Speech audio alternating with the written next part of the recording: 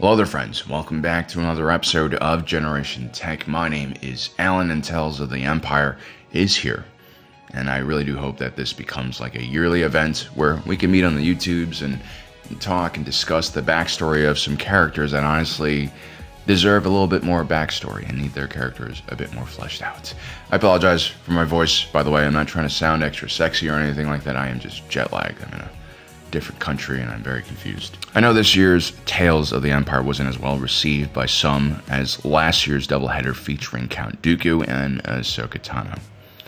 These two are powerful characters and fan favorites. Morgan Elsbeth and Bariss Offee, on the other hand, have their following, but they are nowhere near as popular. So this was always going to be an uphill climb. But please spare me a minute of your time and consider the advantages of taking advantage of your Starship's extended manufacturer warranty. And while that hatred flows in from past experiences with telemarketers, I will transition to the meat of the video. Yum. So as promised, I wanted to talk about Bariss Offee. I'll go into Morgan Elsbeth a little later on. A lot of people are upset about Bariss Offee's arc in the Tales of the Empire. I've read your comments, and yeah, there's some legitimate concerns here.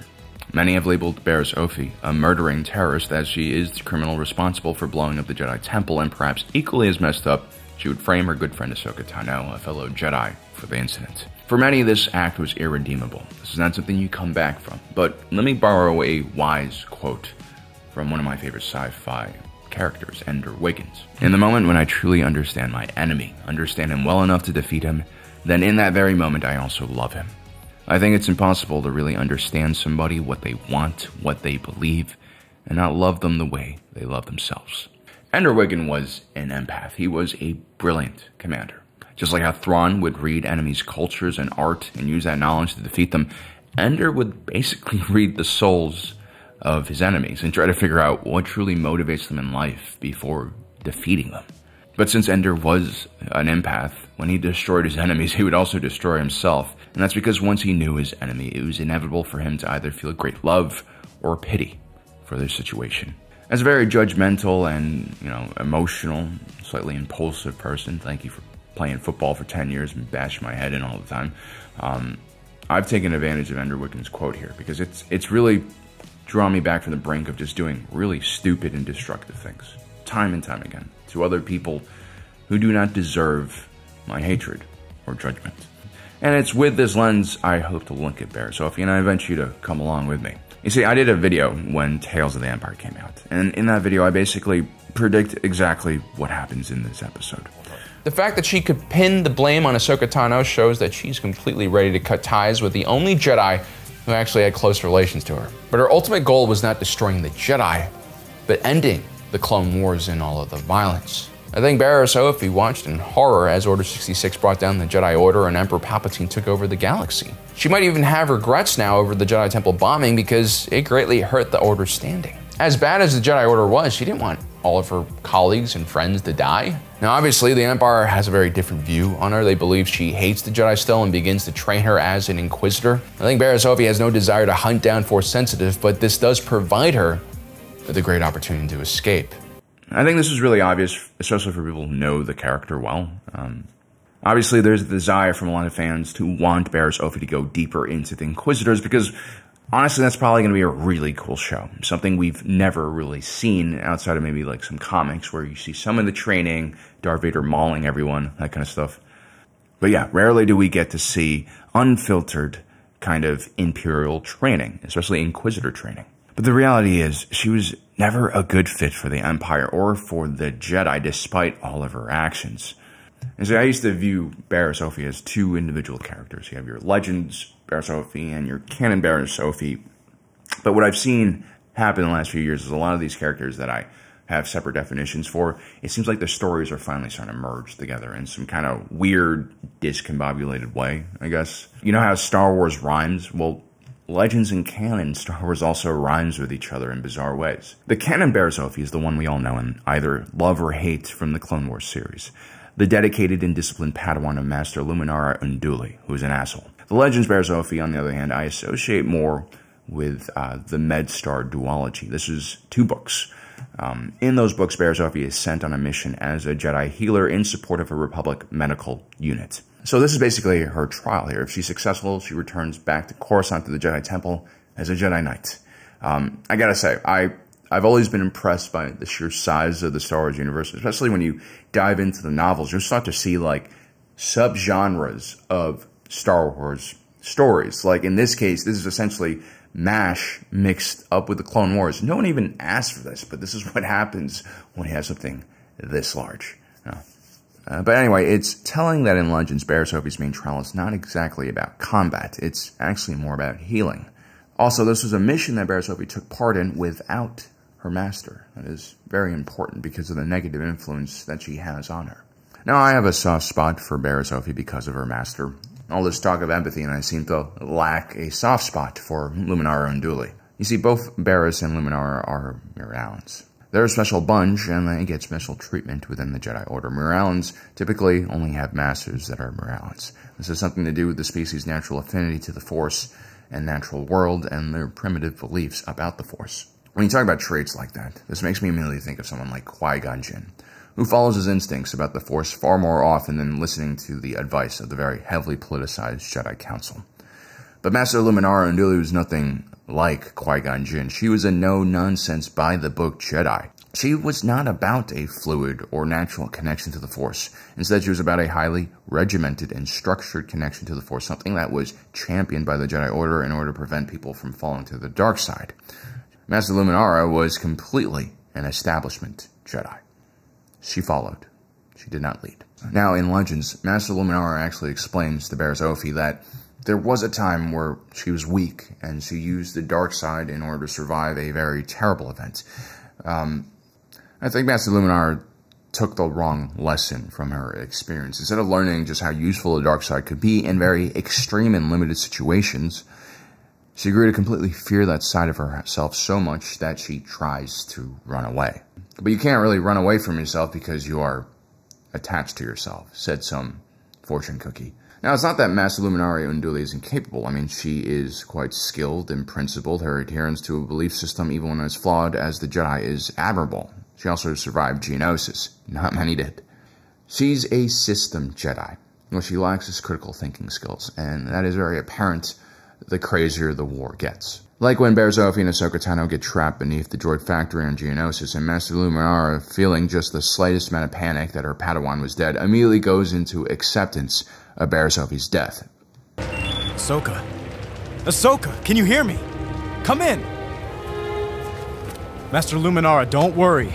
Be at ease, Skywalker. At ease? We need to act now! She was so afraid of the emotional attachment that she could develop with Bariss Offee that she decided to clamp down immediately before she even confirmed that her Padawan was dead. You misjudge me. I too care for my apprentice. But if their time has come... I refuse to let Ahsoka die. I mean, if it wasn't for the fact that Anakin had the emotional control of a 13-year-old, I don't think either Ahsoka or Barriss would have made it out of this one. Or what about the time Master Luminara is in charge of a mission to bring Nute Gunray to Coruscant to stand trial? During that mission, Asajj Ventress boards the ship with a bunch of Separatist droids and tries to take him away. Ahsoka's the first one to spot her, and she actually manages to duel Ventress and hold her off in a stalemate. But when Master Luminara arrives, the older Jedi immediately sidelines the young Padawan, who clearly is capable. All due respect, but Ventress is too powerful for any one Jedi to fight alone. Let me help you. I am more than capable of dealing with a lone assassin armed with undisciplined fighting skill. But stay here and keep a clear head. It's not that Luminara is a bad person. I've called her some pretty things. But, she's just not the smartest or brightest person, let's just be honest. And thank God Ahsoka Tano does not obey orders from morons, and Ahsoka manages to save Luminara right before she's cut down. Not only did Luminara underestimate Ahsoka, she also underestimated Asajj Ventress. And so it was under this very flawed, closed-minded, and controlling woman that Bariss Offee would be trained. And here's the thing, when you're a Padawan, you typically do what you're told, especially if your master is someone as well-respected as Luminara. Well, Bariss, aren't you going to introduce yourself? Padawan learner, Bariss Offee. I think Bariss Offee as a Padawan had no idea how gifted and skilled she was and how lucky Master Luminara was to have her as her Padawan. I think for the first year of the war, Bariss Offee was just trying to do her best to not piss off her Master so she wouldn't get sent off to, one of the service corps in the Jedi Order. It pays for one to be prepared, right, Bariss? Especially when other people's lives depend on your success. I mean, it's easier for us fans to kind of see the flaws of Master Luminara because we have a God view of the situation. But what Bariss would have seen was that all of her friends, the Jedi Order, held Master Luminara up as the ideal image of a Jedi Master. Bariss Offee would have felt blessed to be trained by such a powerful and important person. I mean, Master Luminara was a member of the Jedi Council, which just tells you how far off the deep end the Order had gotten by this point. And so the impressionable, but also very independent-minded and intelligent Bariss Offee was immediately exposed to the hypocrisy of the Jedi. Bariss Offee had trained to be a healer. She was trained to use the Force as an ally for good. I mean, in many ways, Bariss Offee is far more culturally Mirror Allen than Master Luminara, and by that I mean Mirror Allen were more likely to have a primitive view of the Force and were okay with having a more casual relationship with it. The structure, the desire to control how people interact with the Force, runs counter to the free-spirited nature of her people. And now the structure of the Jedi Order was trying to tell Bariss Offee that, no, you're no longer just a healer, you're also a soldier. A highly effective and dangerous soldier who can occupy hundreds of enemy beings at a time because you have the Force. And you are going to kill living beings. You are going to value battlefield objectives over sentient lives. Now, obviously, there's nothing really immoral about being a soldier if you follow the rules of engagement. I hope you could sleep at night, but yeah, like to defend one's country, defend one's home from attackers. I think that's a noble cause, and a lot of people in our society would also agree to that. But if you're essentially a avowed pacifist who detests the idea of killing, which is what I think Bariss Offee really is, well, there's going to be some internal conflict. But like I said, Bariss Offee was young when the Clone Wars started. She had not developed her voice in time to really just advocate for herself, to get herself off the battlefields. I mean, take a look at her demeanor with Master Luminara. She's oftentimes silent when it comes to voicing her opinions. She's taught to, she does not talk to others. On top of that, in the early battles, Bariss Offee was usually going up against Separatist battle droids, which I guess were much easier to kill than actual organics. I actually have a theory that Palpatine used Separatist droids for this exact purpose. Now, something happened to Bariss Offee as the war went on. I have a theory that, multiple head wounds, trauma from near-death experiences, and at one time those Geonosian worms took over her mind, has all played a huge part in the changing of her personality, which has led her to be more impulsive and, I guess, hateful. It's kind of what leads her to the dark side. Also, another factor was towards the end of the war, before the bombing, Bariss Offee would actually be removed from the front lines and stationed on Coruscant in the Jedi Temple. It was never explained what exactly happened to her and why she was recalled, but it was during this time period that she, radicalized. And I guess this is because she finally had some peace and quiet to reflect on the horrible situation she was forced in by the Jedi Order. It was also revealed that Palpatine had spies within the Jedi Order looking out for individuals who could be turned into Inquisitors even before, Order 66 happened. Perhaps these spies took a more active approach. Perhaps these spies had a way of turning Jedi to the dark side by offering them excellent deals on their starship's extended manufacturer warranty. Have you thought about this yet, guys? But again, my personal theory still leans on Bariss Offee's awakening to her situation, to her reality. That the Jedi were not the organization she thought they were. And because of her own involvement in what she viewed as the Jedi's crimes against the galaxy, because of her sensitive nature, she was even more repulsed and perhaps felt betrayed by the Jedi, and felt like she needed to act out quickly. I really do have sympathy for Bariss Offee, because once again, very impulsive. I love giving in to my emotions. I mean, there's no better feeling than punching a hole through drywall. But there's also no worse feeling than having to spackle that up afterwards and feeling like an idiot. Now, impulsive people, emotional people, they don't necessarily always have to be negative and toxic with their outlet. And so when Bariss Offee was still at peace, her instincts, her impulsive acts actually led to great acts of kindness and healing. It's extreme because oftentimes healing individuals with the Force was detrimental to her health. I mean, there's a reason why when we see Bariss Offee later on in her life, she looks much older, whereas her pal Lin hasn't aged much at all. Usually it's the Sith who degrade, but to take on the role of a Jedi healer is truly a selfless and special path. Here's the thing, a lot of people were angry that Bariss Offee turned against Lin. In the same way, people were upset that Iden Versio ended up leaving the Empire and joining the Rebellion. But this is really just what Star Wars and Disney as a company is all about. I wasn't surprised that Tales of the Empire was once again a story of defection, or in Morgan Elsbeth's case, a story of despair. I mean, there's really no way in our world's current condition, with so many authoritarian regimes posing threats to their neighboring countries, that we would have a Star Wars show that supports imperialism, authoritarianism, fascism. I mean, even in Legends stories that featured good Imperials, there was always a caveat, a criticism of the system they found themselves in. And so Bariss Offee has a change of heart after she is captured for the temple bombing.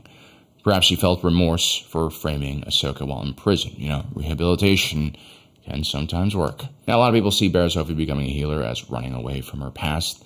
The reality is she's actually trying to rectify her past and make up for all the damage she has done.